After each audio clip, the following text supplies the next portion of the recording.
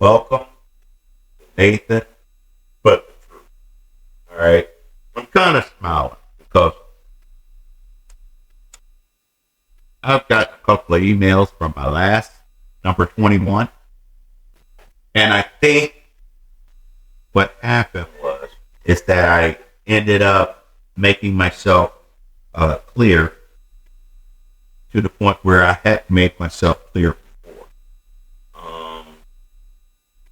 One of the fellas asked me, what do you expect to get from this? He had seen my video, just the promo, the short. And then he went and seen the video and he said, damn, man, I really understand what you're saying now. And a friend on my friends list, been there for years, he kind of understood what I was saying. Okay, he made it clear that, hey, at number 21, I brought it into clarity. And I've had people ask me, what did I want to get from this? Okay, I don't want money, I don't want fame or anything like that. In fact, I talk in a way that I hope that I turn off 95% of you son of bitches. I've always said I didn't like you motherfuckers. Okay, because I don't like anybody weak and content with being a slave. Okay, that mentality that you guys possess turns me off, so I much rather just avoid you altogether. I can't relate to you, okay, with my anger issues and stuff, because I look at the world and I get angry over evil, injustice, things like that. And it's just one man, and I'm trying to fight it. And here I say, well, I know I can't fight it alone. I need brethren with me. And then I'll see a newscast, and I see some clown like down in Dallas, Texas, shot up 5 policemen because he was so angry. That's stupid. If I had one hour, 30 minutes with that brother before he had did all that, he never would have did it. He'd be standing with me, strong and smart and able to take on the whole world, because that type of violence, you ain't getting shit done. You have to be smart. And so I came up with a plan. And that plan is truth-based. And it's all at the same time, done at the same time. And one is having town hall meetings. Okay, because I know brothers like me, there are thousands of them. They get rejected because they're trying to communicate with these podcast influencers, these civil justice influencers, and all this kind of stuff.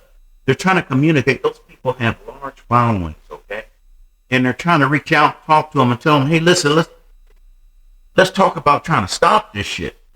Instead, they're getting frustrated because those influencers are taking video after video after video, making money off of it. You can make a lot of money off of showing a police officer beating the fuck out of somebody or shooting somebody. There's money in it. And so they're making money off of it. And the reason I say I don't give a shit about you son of bitches watching my video, because you're not interested in something I have to say, putting a stop to it. You want to see that type of shit. That excites you. It titillates your sexual impulses or something, your sick thoughts. Really. Because anybody can sit up and watch somebody being mutilated and beaten and then not want to respond. That means that they are sick son of a bitch. And so yes, I don't want you guys to clamor to my video. I want those brothers that message me and say, hey man, what you talking about here? Let's put a stop to it. Because they're trying to communicate. They have no voice. And so I know if we go around and we create town hall meetings, okay, and we have every right to do it under freedom of assembly, we can do it. We don't have to ask nobody for a goddamn thing. We don't have to protest. We're not doing none of that. Freedom of assembly means we're coming together and you ain't stopping us. And under the threat of us being in protection mode, okay, everybody gonna be packing heat. And even if you don't think, if you think they are They may not be. You just don't know. It's going to be a guesswork. So you ain't messing with nobody. So everybody coming in there wanting to have a voice because it's time for us to talk to each other. We're not going to talking to no politicians or allowing the government to send in they jackleg preachers. Hell no. So that's number one. Bringing us together in these town hall meetings and organizing that. That's the easy part. Bringing us together is the easy part. Because all it took was just what? News report of a brother being beaten to death in a police paddy wagon. And 2 million people hit the streets of Baltimore overnight. Okay? Ferguson, Missouri, they didn't have a video of Michael Brown getting shot. They just had the word of mouth, and 1.5 million showed up in Ferguson, Missouri. See, anybody come with you saying that these brothers ain't ready to come together, that's a goddamn lie. They coming together, they just want some marching order. And they want a leadership. And so what I'm doing is put together a leadership group of brothers that's going to help me organize this, get these brothers speaking. Because, trust me, I ain't no goddamn leader. I'm not one of these flamboyants, okay? I don't speak with beautiful words, and I don't have no nice, handsome features and all that kind of shit, and good hair and all that. I don't have that. I am one of these ones that happen to know that if you bring them together, the leadership will rise. You know how I know? Because when I was 4 years old, the other kids off to school, I'd be at home with my grandmother, and the milkman would arrive. That milkman would arrive with them bottles of milk. And on the top of that milk would be cream. But my grandmother would shake that milk bottle up real good, and then she'd set it down, and then even more cream. And all that cream at the top of that milk. You guys, that is the best part of milk. Right now, you can't even go to the store and buy real cream. Okay, it'll say real cream. It better have a big price tag on it. Because that real cream, she'd spoon out that real cream, put a little bit of sugar in there, boy, and stir it around, and me and her sit there and eat that cream. And I was in the seventh heaven. I couldn't wait for morning to come so I could get me some of that cream. Okay? Off the top of that milk. And she told me. She said, now, I said, Grandma, I said, why you shake it? I said, I already had cream at the top. She said, well, I shake it vigorously because the more you shake it, the faster the cream coagulates and comes to the top. The faster, the more you shake it. So what I intend to do is shake the cream. Shake that milk so that cream can rise to the top because the cream going to rise to the top. Them brothers that really have them leadership qualities, they're going to be there at them town hall meetings. They're going to take over. All right? They're going to tell us old school, hey, y'all did what you needed to do. Thank you. I got this, brother. And us old school going to get the hell out of their way. Because, see, they on fire. They ain't trying to play with no goddamn body. And they don't want you shenanigans and pookies running around here being stupid. Because, see, one brother even asked me, he said, how come you don't bring your ass back here to the States and do this? And like I told you, all of these great leadership movements have been done by leaders who were in either self-imposed exile or forced exile. You can't operate in your homeland. I cannot come back to the United States right now doing what I'm doing. Because everything is in place to put a stop to me. And mostly by people who look like me. All right? Y'all go and watch them videos by all the folks, and those people will put me down. They'll be the ones to put the bullet in me. Okay? Dr. Rashad, whoever that dude is with TNT, is it TNT Network? That brother is making so many millions showing death and destruction of our people. He's making big money. He don't want to see a some bitch like me. He use some of his money, take me out. Oh, hell, this motherfucker. Talk about putting a stop to this shit. They would take me the fuck up out of here, yo. I cannot operate back here right now. But when I come back, I'm coming back with the brethren that I sent for. Because I'm sending for them so we can get this shit together. We need these town hall meetings. We need to talk. That's phase 1. Phase 2 is going to be simultaneous. That is the police register. Don't like the sex register. I proposed this long time ago. And every time I said it, last time I had said it, I said it in a piece that kind of went viral. I had about maybe 40, 50,000 people had seen that little clip. Okay, and it's still being shared and stuff.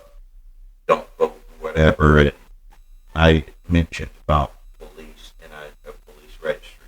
And right when Biden won the election, first thing come out of Carmela's mouth was, well, we need to talk about a police registry.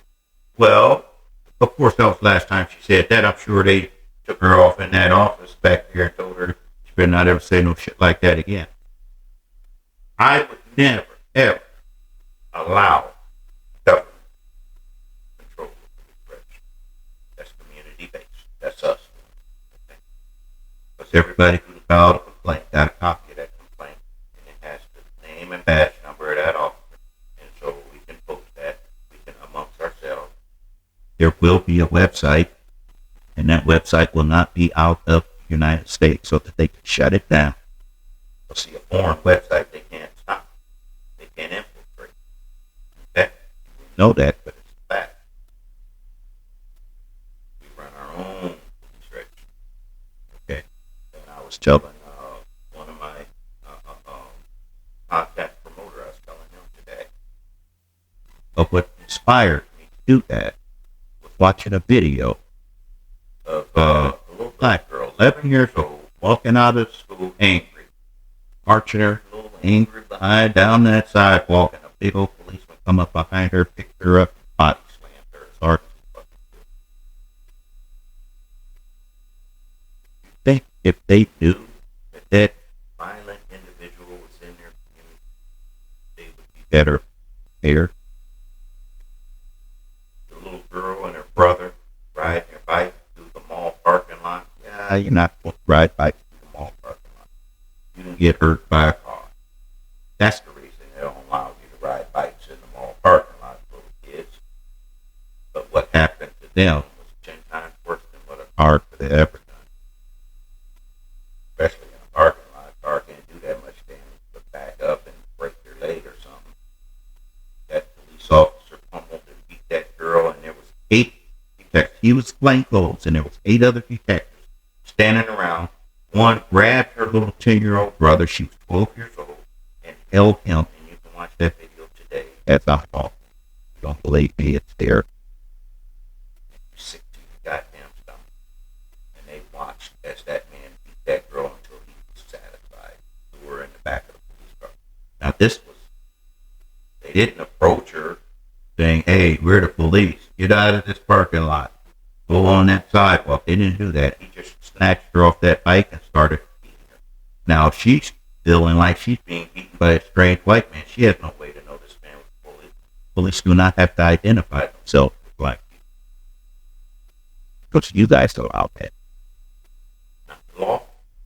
The law says that they have to identify themselves. But you allow it. And I'll show you. Stop allowing yourself to get down like animals. Children. Savagely. And you're going to know every one of these 30-some bitches that have violated their oath. Because they have an oath. Same one I took on into the military. Protect the Constitution. That's what it starts off with. You guys need to understand the Constitution has a Bill of Rights associated. That makes the Constitution whole. And the Bill of Rights is numbered. Okay? And so each number is a Bill of Rights. It's a right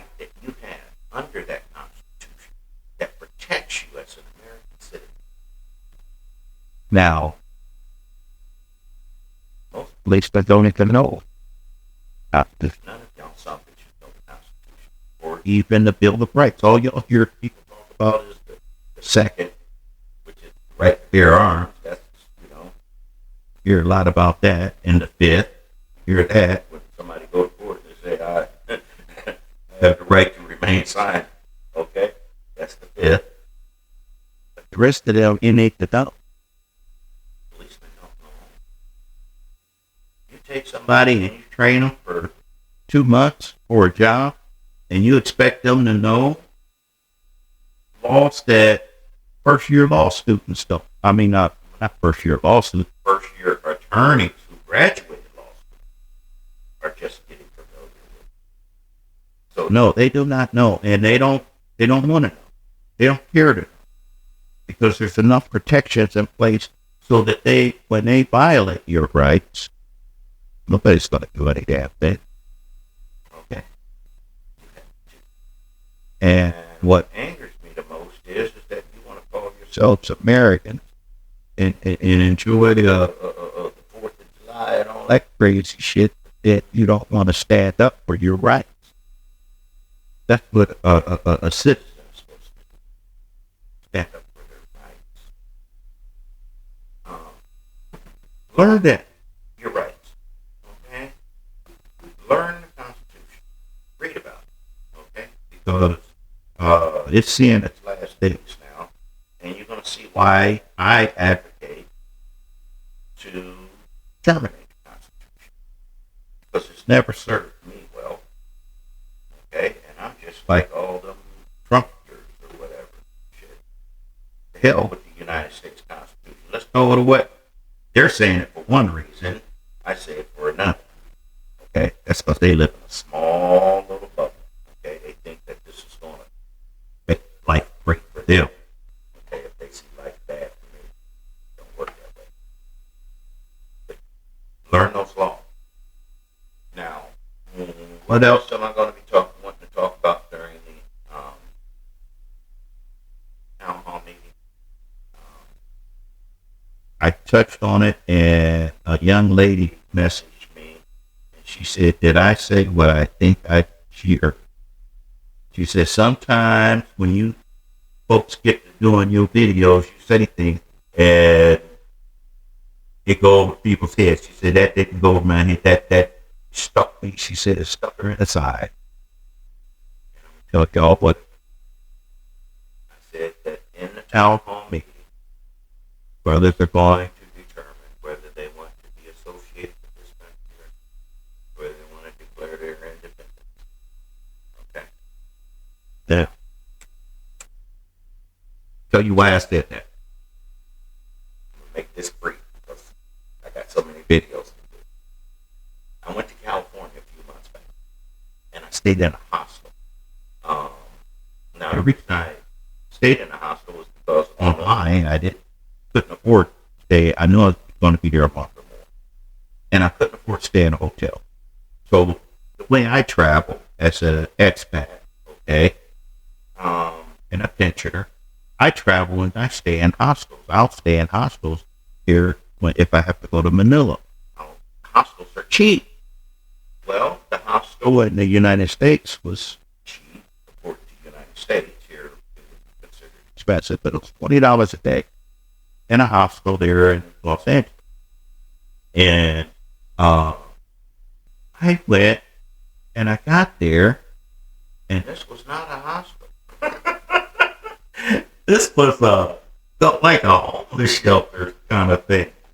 I mean, they ran it like a hostel, but the clientele, what I'm used to at a hostel when I travel abroad, what uses hostels are pensioners like myself, locals, which are young people who have jobs or whatever, and they're cutting back.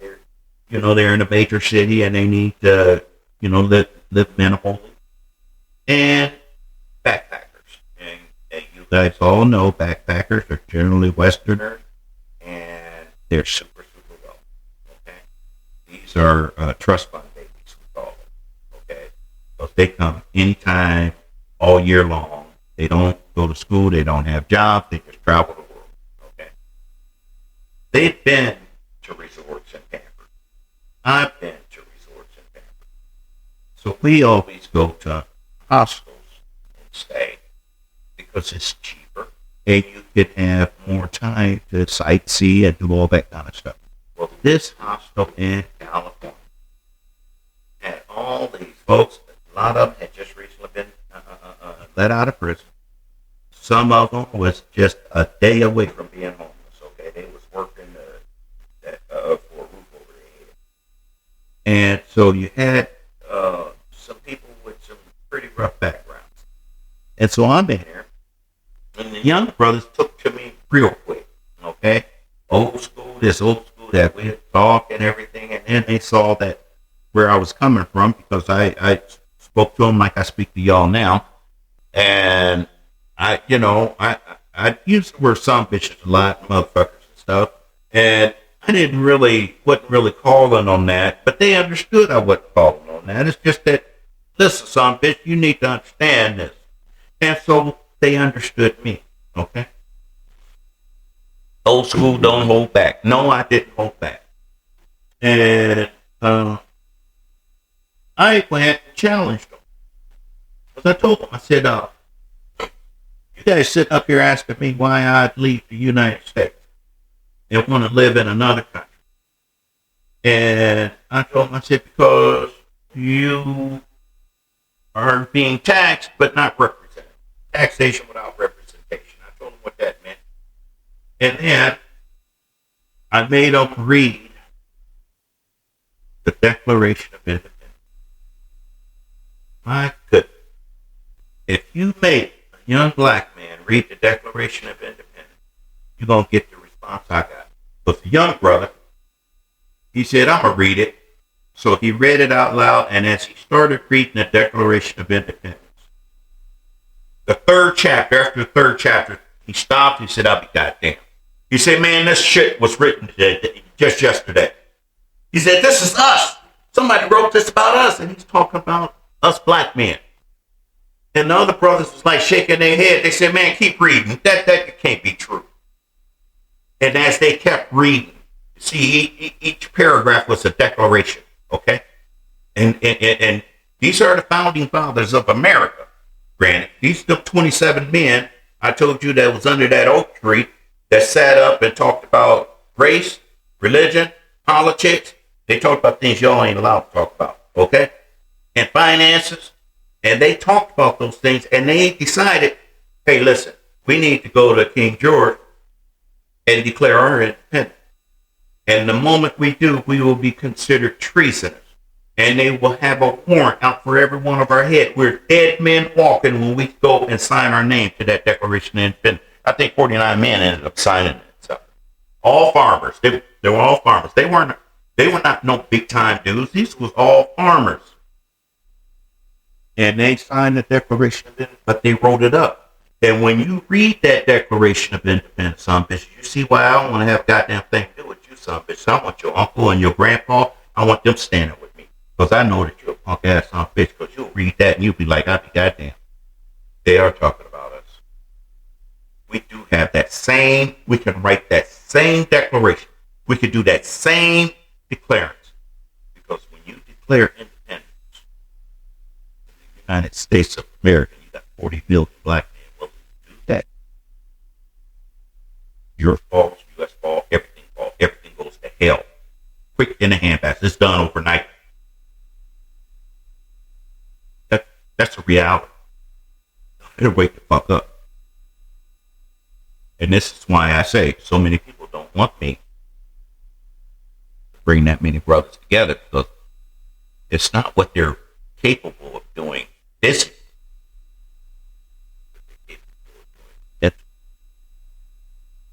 think about that. You declare you're independent under good statute. You have every right to. You're not being represented. 28 states went and voted you out of representation.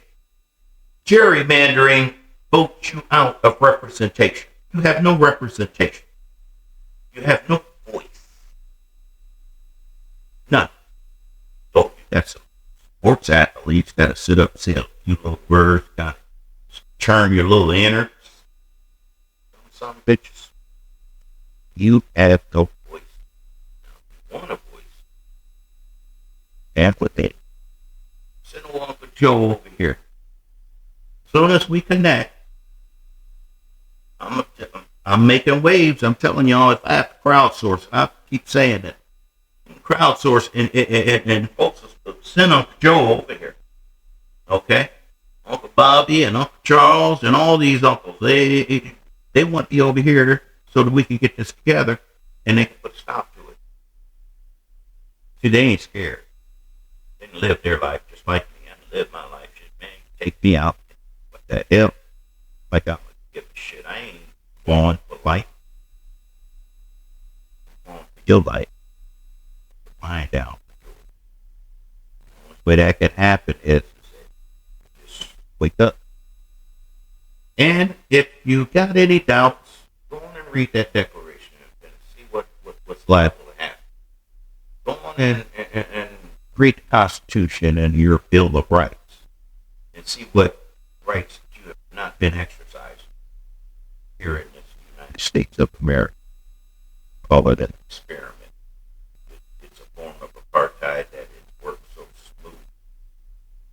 But anytime some bitch want to be a slave, that's when you a badass motherfucker. I said, white man greater than God.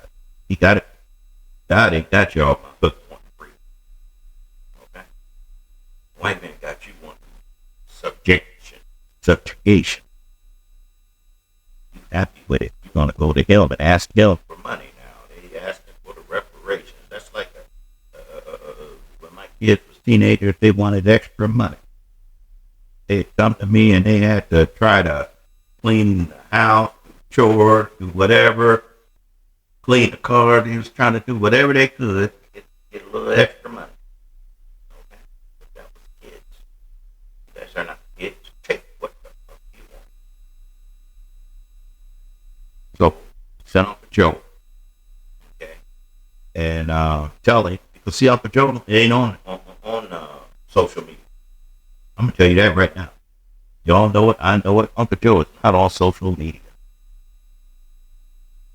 I was out here in California. Most of the guys I talked to, you know, just out on the street, you know, riding the bus. I like riding the bus all over the place. And I'd see guys my age and stuff, and we get to chit-chatting and everything. And I thought, man, how we gonna keep in touch? And they ain't got no social media. They ain't got no Facebook, no Instagram, no TikTok. They ain't got none of that shit. I was like, man, come on now. So I got phone numbers and stuff. And I made some, you know, tapped into some. I want to see how they doing. Oh, bro, they're not there because they're turned off from the bullshit. And you can't blame them. Okay? So, do me a favor. You know Uncle Joe ain't associated with this. You'll sit down here, Uncle Joe, and start playing my videos. And start playing them. See, now, would you like to go over there and visit that dude? Because I'm going to show y'all. Go to my page. I'm going to tell you what day. It was July 2nd or July 3rd. So when you scroll down my page, go to the postings I made July 2nd or July 3rd. And you're going to see my home. You'll see what they'll be living in, and overlooking the ocean. Sitting here. I mean, that shit is nice. Sit out there on the veranda. It's huge, too. Sit out there, boy. We can sit out there, man. Have our libations. Okay? Me, I don't drink, but they drink, make drink. Smoke, cigar, cigarette. Bring out a chessboard. Domino, whatever. And just chill. And there, we could organize and break things together, and we can. Then when we come back, you guys will know, because you'll see all the advertisements and the hoopla and everything, and town hall meetings, and brothers is going to come. Yeah, Ray can't wait. They've been waiting on this a long damn time.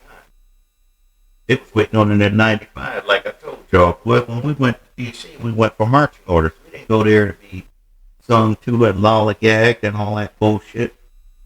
I wanted somebody to say, hey, Nathan, you take folks over here. You know, hey, Joe, Bob, John, y'all guys take folks over here. Do community activism, community watch. Make sure it doesn't go wrong. Focus your own community. That's what I wanted. You can get it. That's what a couple of million black men standing in that hall down there in 95. That's what we all wanted. Didn't get it. We're going to get it this time. But ain't nobody playing. We're doing this grassroots. We ain't got no stars.